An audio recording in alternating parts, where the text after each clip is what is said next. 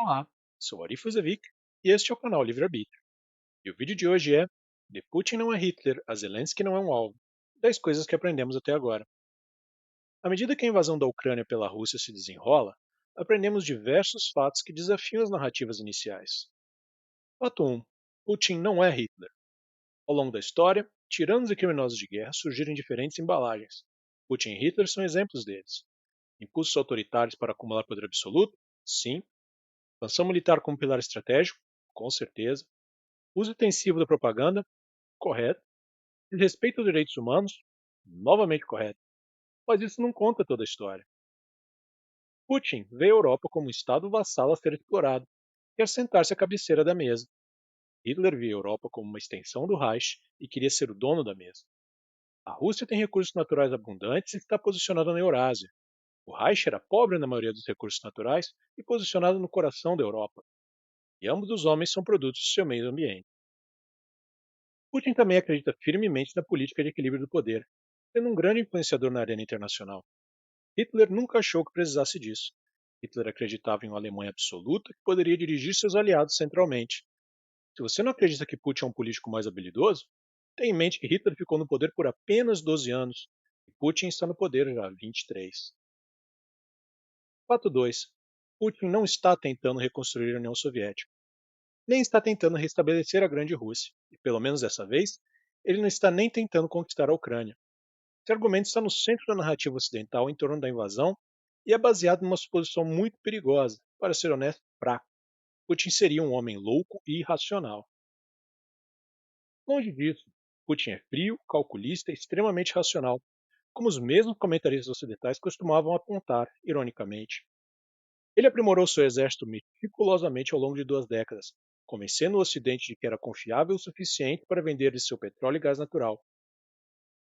Pacientemente aumentou a resiliência da economia russa contra as sanções desde a anexação da Crimeia, reduzindo a dependência da Rússia ao Ocidente, e observou calmamente a inação do Ocidente na Síria, a complacência quando a China incorporou Hong Kong e a desastrosa retirada do Afeganistão. Ele está ciente de que a Rússia não tem poderio econômico para dominar um país de 44 milhões de pessoas como a Ucrânia. Essa seria a sua ruína. Mas ainda assim, sabe que a Rússia não pode ter uma grande parcela de terras estratégicas ao longo de suas fronteiras sendo incorporada ao Ocidente. Tanto, mesmo que ele possa ter como objetivo final uma grande Rússia, no momento ele está focado em mudar a arquitetura de segurança da Europa e posicionar a Rússia no centro dela. Uma anexação em grande escala da Ucrânia não ajudaria nessa missão. Fato 3. Putin não pode se dar ao luxo de destruir Kiev. Destruir Kiev também seria muito caro para Putin. Putin demonstrou em Grozny e Alepo que estaria disposto a massacrar populações civis para atingir seus objetivos. Alguns acreditam que, se não conseguisse conquistar a Ucrânia, Putin não pensaria 2 vezes antes de destruí-la para que ninguém mais pudesse tê-la. Mas Kiev não é Grozny ou Alepo. Kiev é especial demais para ser destruída. Putin se considera conhecedor de história e considera russos e ucranianos como basicamente o mesmo povo. Ele, claro, sabe que antes dos russos, ucranianos e do povo eslavo como um todo, havia a Rússia de Kiev, ou Kievan Rus. O Kievan Rus começou como um entreposto viking para realizar comércio com o Império Bizantino. Com a conversão de Volodymyr o Grande ao cristianismo e seu casamento com a filha do imperador bizantino, Kiev tornou-se o berço do mundo eslavo. Reconstruída à imagem de Constantinopla, a arquitetura bizantina das igrejas e palácios de Kiev seria copiada por novas cidades emergentes eslavas, como Moscou, por exemplo. A Igreja Ortodoxa Russa também tem suas raízes na Igreja Ortodoxa de Kiev. O alfabeto cirílico foi inventado por lá, por exemplo. Destruir Kiev seria muito caro para Putin, não só economicamente. A opinião pública na Rússia veria isso como um massacre de seu próprio sangue. A Igreja Ortodoxa, um dos pilares de Putin, veria tal ataque como uma profanação de seu local de nascimento. Putin estaria disposto a pagar esse preço? Talvez, mas ele certamente está tentando evitá-lo o máximo que pode. Fato 4. Os líderes ocidentais não estão interessados em derrotar Putin. Agora, suponha que o Ocidente estivesse em posição de eliminar Putin. Os líderes ocidentais puxariam o gatilho? Essa pergunta pode ser não tão fácil de responder quanto parece. Eliminar Putin, é claro, criaria um vácuo de poder na outra potência nuclear do mundo. Os líderes ocidentais estariam dispostos a jogar com a sorte para descobrir quem surgiria para comandar mais de 4.500 ogivas nucleares? Se olharmos para o que aconteceu no Iraque, Líbia e Afeganistão, a resposta pode ser não. Mas mesmo antes de remover Putin, haveria um estágio em que ele estaria sangrando e encurralado, mas ainda vive no comando. Algum líder ocidental quer descobrir o que acontece quando um Putin desesperado pondera sobre suas opções de última instância? A resposta, novamente, é provavelmente não. Fato 5. Os líderes ocidentais falharam repetidamente. Existiam pouquíssimas evidências de que Putin teria ambições imperialistas antes da declaração da OTAN em 2008 de que Ucrânia e Geórgia estavam sendo consideradas para adesão. Tal declaração levou à invasão da Ossétia pela Rússia. Em 2014, a Rússia sinalizou que aceitaria uma parceria com a União Europeia para fornecer ajuda financeira à Ucrânia. A União Europeia recusou. A Rússia acabou anexando a Crimeia. Os acordos de Minsk, mediados em 2014 por França e Alemanha para tratar da questão de Donbas, nunca deixaram claro se a Rússia era parte do acordo ou se era mediadora. Independentemente disso, com pouca supervisão do Ocidente, nenhum dos signatários se preocupou em implementá-lo. A dependência desenfreada do petróleo e gás russos, a relutância dos países da OTAN em aumentar seus gastos militares, o pacote de sanções que tornam transparentes as muitas vulnerabilidades das economias ocidentais com relação à Rússia, a falha na coordenação de entrega de ajuda militar à Ucrânia ou em impedir os avanços militares dos russos, tudo isso são indícios de que o modelo de governança ocidental está esgotado e precisa ser reavaliado. Fato 6. Crimeia e Donbas se foram e não voltam mais. Seria difícil encontrar uma fonte confiável que acreditasse que a Crimeia poderia ser devolvida à Ucrânia, mesmo antes da invasão do início deste ano. Isso parece ainda estar mais claro agora. Com o Ocidente admitindo que qualquer incursão militar na Ucrânia significaria declarar a Terceira Guerra Mundial, a facilidade com que o exército russo chegou ao oeste ucraniano e a incapacidade do exército ucraniano de impedir os avanços da Rússia, parece que a região de Donbas também se foi para sempre, independentemente do resultado do conflito. O mapa da Ucrânia foi editado em definitivo, mais uma vez. Fato 7. Federalização e neutralidade são as únicas saídas para a Ucrânia.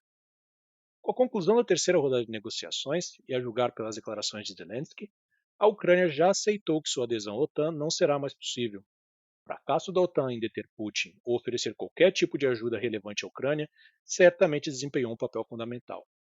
Conforme mencionado no fato 2, a Rússia não tem recursos econômicos para conquistar a Ucrânia.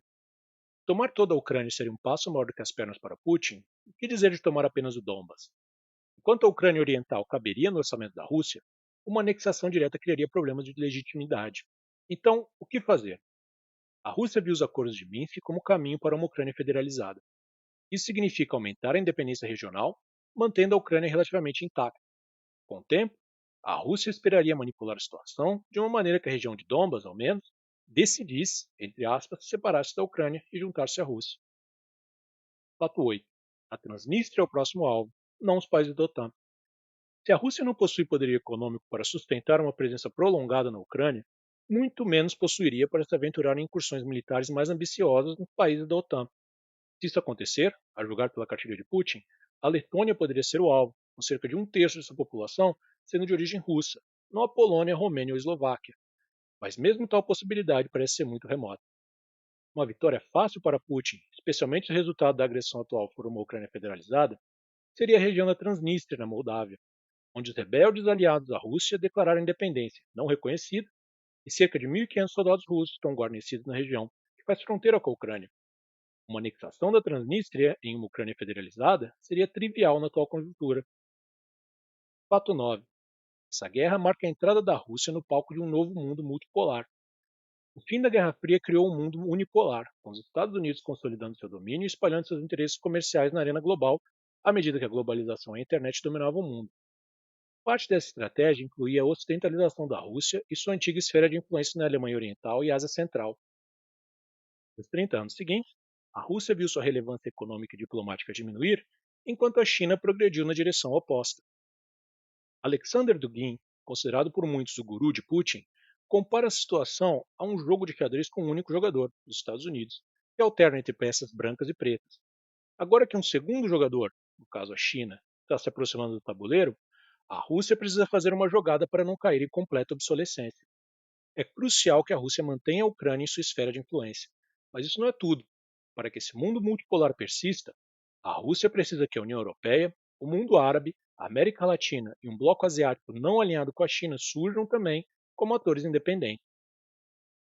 Fato 10. Zelensky não é um alvo e é muito útil para Putin. Apesar das aparências, Putin sabe que depende de uma relação produtiva com a União Europeia para que seu plano de transformar a Rússia em um ator internacional relevante tenha sucesso. Ele também sabe que a Rússia não tem poder econômico para dominar a Ucrânia e não pode arcar com uma ocupação prolongada. Então ele precisa de uma solução que garanta a neutralidade militar da Ucrânia, mantendo as áreas alinhadas à Rússia sob seu controle, e o custo disso é uma federação independente. Instalar um governo fantoche em Kiev, que seria unanimemente considerado ilegítimo pela comunidade internacional, não ajuda a causa de Putin. Mesmo tendo aumentado a resistência de sua economia às sanções, a Rússia sabe que não pode sustentar o isolamento por muito tempo e a alternativa, tornar-se dependente da China, também não é uma solução ideal. Zelensky, por outro lado, é um líder democraticamente eleito e pode dar alguma credibilidade a uma Ucrânia federalizada, abrindo caminho para a reabilitação russa, se for mantido. Se Putin quisesse Zelensky morto, é provável que já estivesse morto. Zelensky entende isso e já indicou que está disposto a fazer concessões. Eliminá-lo, pelo menos nesse estágio, destruiria qualquer possibilidade de um acordo e lançaria a Ucrânia em uma guerra civil potencialmente destruidora para os invasores russos. Obrigado por assistir esse vídeo, espero que tenha sido útil. Se tiver interesse por mais conteúdo como esse, inscreva-se no canal, ative as notificações e compartilhe. Tchau!